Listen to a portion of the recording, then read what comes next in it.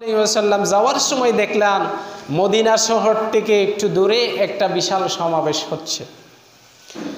ওই সমাবেশের ভিতরে ওই সমাবেশের পাশ দিয়ে যখন রাসূল সাল্লাল্লাহু আলাইহি ওয়াসাল্লাম যাচ্ছে, তখন ওই সমাবেশটা হচ্ছে মূলত মুনাফিকদের সমাবেশ।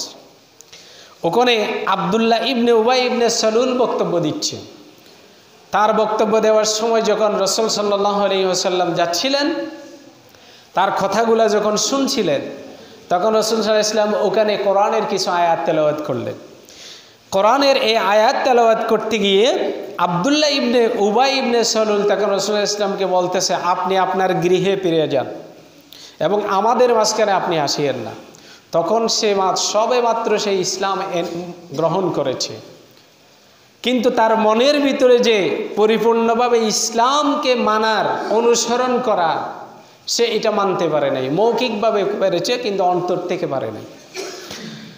এই ঘটনার পরে রাসূল সাল্লাল্লাহু আলাইহি ওয়াসাল্লাম ওখান থেকে ফিরে আসার পরে যখন সাহাবীদের মাঝে যখন এটা বললেন, তখন সে আবার ভয়ে, তার স্বজাতীয়দের ভয়ে আল্লাহ রসুলের কাছে ক্ষমা প্রার্থনা করেছে এই কথার জন্য।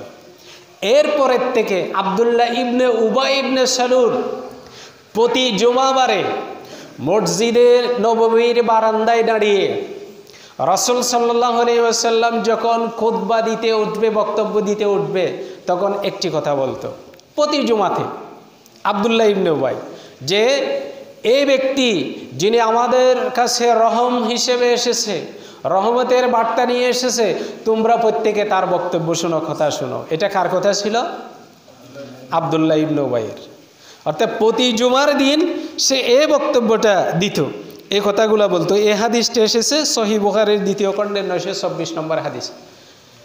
আব্দুল্লাহ ইবনে উবাই প্রত্যেক দিন মসজিদে নববীর বারান্দাতে দাঁড়িয়ে মানুষ যখন প্রবেশ করতে, তখন বলতো যে তোমরা এই ব্যক্তির কথা শোনো, তিনি আমাদের উপরে রহম নিয়ে এসেছে, আমাদের উপরে দয়ার বার্তা নিয়ে এসেছে। এভাবে করে মানুষকে উদ্বুদ্ধ করত। এটা চলতেছে চলতেছে, সে প্রতি জুমাতে এই কাজটা করত। এরপরে যখন বদরের যুদ্ধের সময় সে যখন হচ্ছিল, তখন সে বদরের যুদ্ধে যায়নি।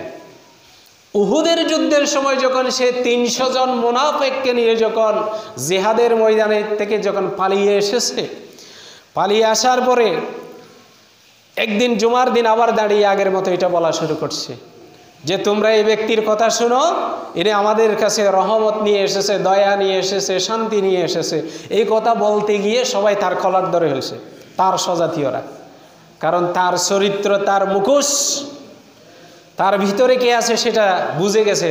তার স্বজাতীয়রা তার খলার ধরে বলতেছে, তুমি এই কথা বন্ধ করো, কিন্তু তুমি প্রত্যেক দিন জুমার দিন মসজিদে এসে রাসূল সাল্লাল্লাহু আলাইহি ওয়াসাল্লামের বক্তব্য শোনার জন্য তুমি আমাদেরকে উদ্বুদ্ধ করতে, উৎসাহ দিতে, কিন্তু তোমার ভিতর, মনের ভিতরে যে মুনাফিকিতা আসে সেটা আমরা সবাই বুঝে গেছি, তোমার এগুলা বলা দরকার নাই। এই কথা যখন বলেছে, তখন সে একটু রাগ, অভিমান করে মসজিদ থেকে বের হয়ে যাচ্ছে। বের হয়ে যাওয়ার সময় ওখানে হযরতে যায়েদ ইবনে সাবিত রাদিয়াল্লাহু তাআলা আনহু ছিল। উনি তাকে বলতেছে যে তুমি এত রাগ করতেছো, অভিমান করতেছো কেন? বসে পড়ো, এটা তোমার স্বজাতীয়রা তোমার কর্মকাণ্ডের কারণে তোমাকে এটা বলেছে, এটা তোমার শোনার যোগ্য। তুমি যদি এটা হজম করতে না পারবে, যদি না পারো, তাহলে তুমি নেতা কেমনে হবে? এটা বলার পরে সে আর কিছু বলে নাই, বের হয়েও যায় নাই, মসজিদে নববীর এক কোণায় বসে নামাজ পড়ে চলে গেছে। এটা হচ্ছে তার একটা চরিত্র। কারণ এই ধরনের চরিত্র কিছু মানুষেরা এখনো আছে না নাই? আছে।